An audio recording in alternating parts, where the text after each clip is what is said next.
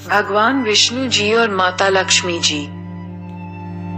एक बार भगवान विष्णु जी शेषनाग पर बैठे बैठे बोर हो गए और उन्होंने धरती पर घूमने का विचार मन में किया। वैसे भी कई साल बीत गए थे धरती पर आए और वह अपनी यात्रा की तैयारी में लग गए। स्वामी को तैयार होता देखकर लक्ष्मी माँ ने पूछा, आज सुबह ने सुबह कहाँ जाने की तैयारी हो रही है? विष्णु जी ने कहा, हे लक्ष्मी, मैं धरती लोक पर घूमने जा रहा हूँ। तो कुछ सोचकर लक्ष्मी माँ ने कहा, हे देव, क्या मैं भी आपके साथ चल सकती हूँ?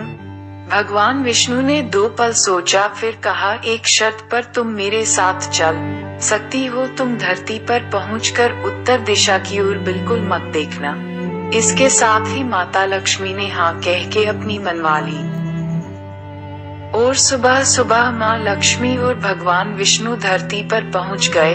अभी सूर्य देवता निकल रहे थे। रात बरसात होकर हटी थी। चारों ओर हरियाली ही हरियाली थी। उस समय चारों ओर बहुत शांति थी और धरती बहुत ही सुंदर दिख रही थी। और माँ लक्ष्मी मंत्रमुग्ध होकर धरती को देख रही थी और भूल गई कि पति को क्या वचन देकर आई है। और चारों ओर देखती हुई कब उत्तर दिशा की ओर देखने लगी, पता ही नहीं चला। उत्तर दिशा में माँ लक्ष्मी को एक बहुत ही सुंदर बगीचा नजर आया और उस तरफ से भीनी भीनी खुशबू आ रही थी और बहुत ही सुंदर सुंदर फूल खिले थे। यह एक फूलों का खेत था और माँ लक्ष्मी बिना सोचे समझे उस खेत में गई और एक सुंदर सा फूल तोड़ लाई। लेकिन ये क्या, जब माँ लक्ष्मी भगवान विष्णु के पास वापस आई तो भगवान विष्णु की आंखों में आंसू थे और भगवान विष्णु ने माँ लक्ष्मी को कहा कि कभी भी किसी से बिना पूछे उसका कुछ भी नहीं लेना चाहिए और साथ ही अपना वचन भी याद दिलाया। माँ लक्ष्मी को अपनी भूल का पता चला तो उन्होंने भगवान विष्णु से इस भूल की माफी मांगी। तो भगवान विष्णु ने कहा कि जो तुमने जो भूल की है उसकी सजा तो तुम्हें जरूर मिलेगी। जिस माली के खेत से तुम नए बिना पूछे फूल तोड़ा है, यह एक प्रकार की चोरी है। इसलिए अब तुम 3 साल तक माली के घर नौकर बनकर रहो। उसके बाद मैं तुम्हें वैकुंठ में वापिस बुलाऊंगा। माँ लक्ष्मी ने चुपचाप सर झुकाकर हाँ कर दी।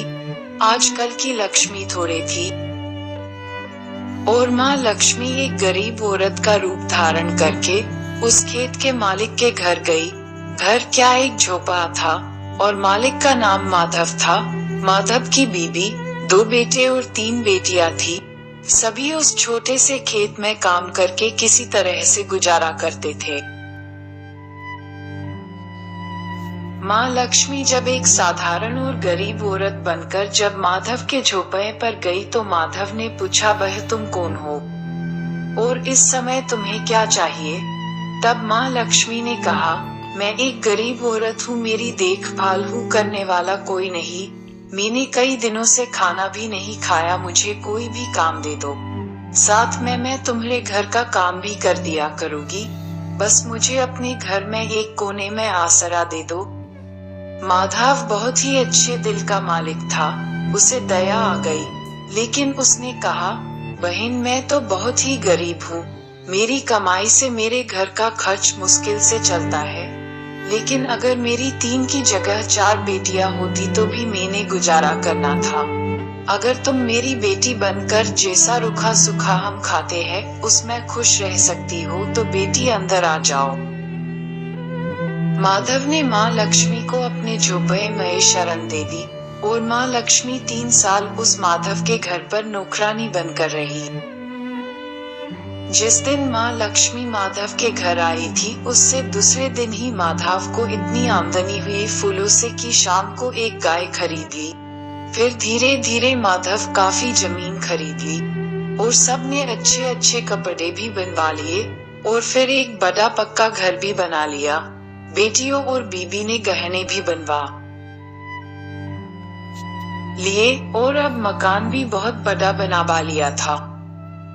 माधव हमेशा सोचता था कि मुझे ये सब इस महिला के आने के बाद मिला है, इस बेटी के रूप में मेरी किस्मत आ गई है मेरी और अब 2-5 साल बीत गए थे, लेकिन माँ लक्ष्मी अब भी घर में और खेत में काम करती थी। एक दिन माधव जब अपने खेतों से काम खत्म करके घर आया तो उसने अपने घर के सामने दीवार पर एक देवी स्वरूप गहनों से लदी एक औरत को देखा।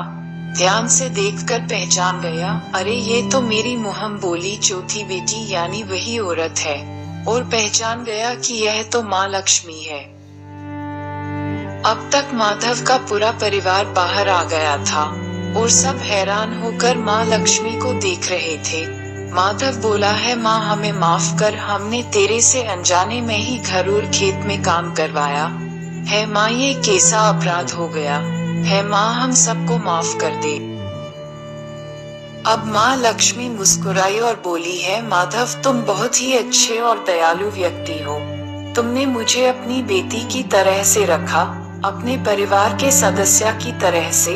इसके बदले मैं तुम्हें वरदान देती हूँ कि तुम्हारे पास कभी भी खुशियों की और धन की कमी नहीं रहेगी, तुम्हें सारे सुख मिलेंगे जिसके तुम हकदार हो। और फिर माँ अपने स्वामी के द्वारा भेजे रथ में बैठ कुंज चली गई।